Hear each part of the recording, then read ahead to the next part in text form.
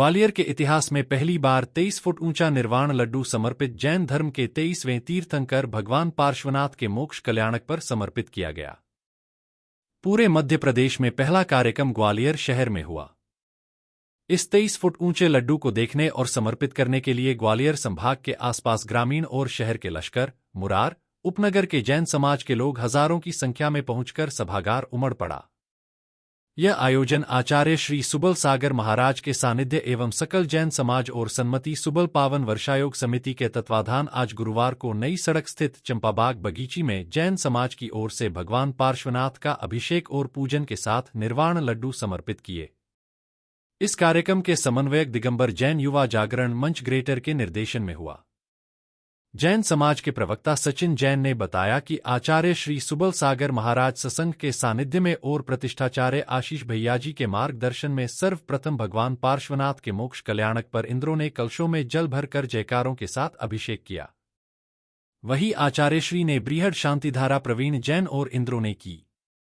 वही आचार्य श्री के द्वारा और समन्वयक दिगंबर जैन युवा जागरण मंच ग्रेटर के निर्देशन में कल्याण मंदिर स्तोत्र विधान हुआ, जिसमें भगवान पार्श्वनाथ के चरणों में महार्घ्य इंद्र इंद्राणियों ने सामूहिक रूप से समर्पित किए।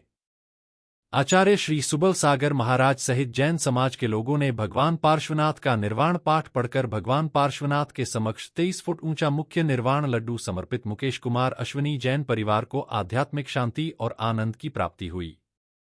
वही 23 परिवारों के द्वारा 23 किलो, 11 किलो और 5 किलो के निर्माण लड्डू जैन समाज के पुरुष, महिला, बालक, बालिकाएं सहित समाजजनों ने संगीतमय भक्ति में झूमते गाते हुए जयकारों की गूंज के साथ भगवान पार्श्वनाथ की प्रतिमा के समक्ष समर्पित किए।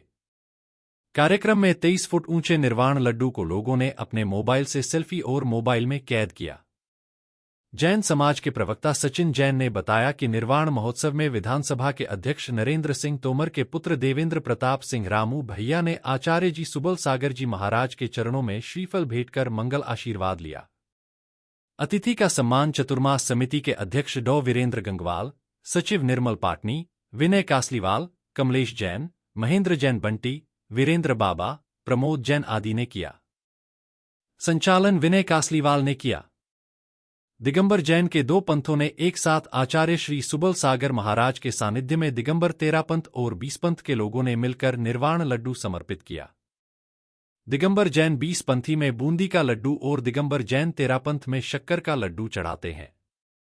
निर्वाण महोत्सव में दोनों समाज के लोगों ने मिलकर समाज में एकता संदेश दिया। कभी जीवन में लगा नहीं, आज तक तो दुख सहे, आज तक कष्ट सहे, लेकिन आज मेरे जीवन में आनंद आ रहा है। प्यारे बंधुओं, दुख के बाद सुख आता है। दुख के बाद सुख आता है। जिनको दुख सहन करने की सामर्थ्य होती है उन्हीं को सुख मिलता है, और जिनको दुख सहन करने की सामर्थ्य नहीं होती है उनको सुख नहीं मिलता है। जो जितना बड़ा दुख सह पाते हैं उनको उतना बड़ा सुख मिल जाता है। जो छोटा दुख सहता है उसको छोटा सुख मिलता है, जो बड़ा दुख सहता है उसको बड़ा सुख मिलता है। तुम कितना सह पाते हो ये तुम्हारे ऊपर है। आजकल हमारी क्षमताएं समाप्त हो गई, खो गई। थोड़े से कष्ट होता है तो हम घबरा जाते हैं, बेचैन हो जाते हैं। कोई कुछ कह देता है तो कान फट जाते हैं, इसने मुझे ऐसा क्यों कह दिया है। हम पे शब्द सहन नहीं होते और क्या सहन होगा कि महाराज पता नहीं उस घर में जब से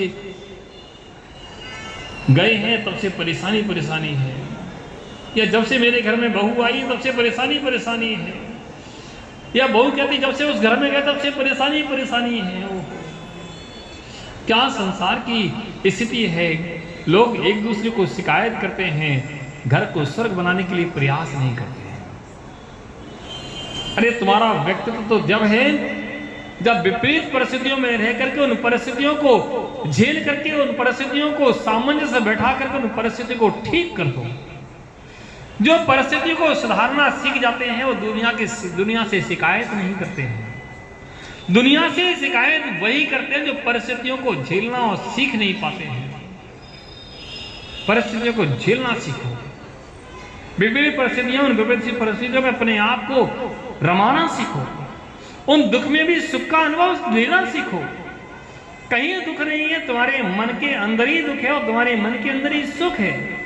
जब अपने मन के अंदर तुम झांकोगे तुम्हें दुख सुख अपने अंदर ही मिलेगा, कहीं बाहर नहीं मिलेगा। आज तक हमने दुख सुख बाहर ढूंढा है, और जिसने बाहर ढूंढा उसको बाहर मिला नहीं है। वह सुख दुख जो है अपने अंदर ही है। प्यारे बंधुओं, अंदर तो आनंद सुख है, आनंद सुख है। उस सुख को प्राप्त करने के लिए उतना बड़ा बलिदान भी देना पड़ता है।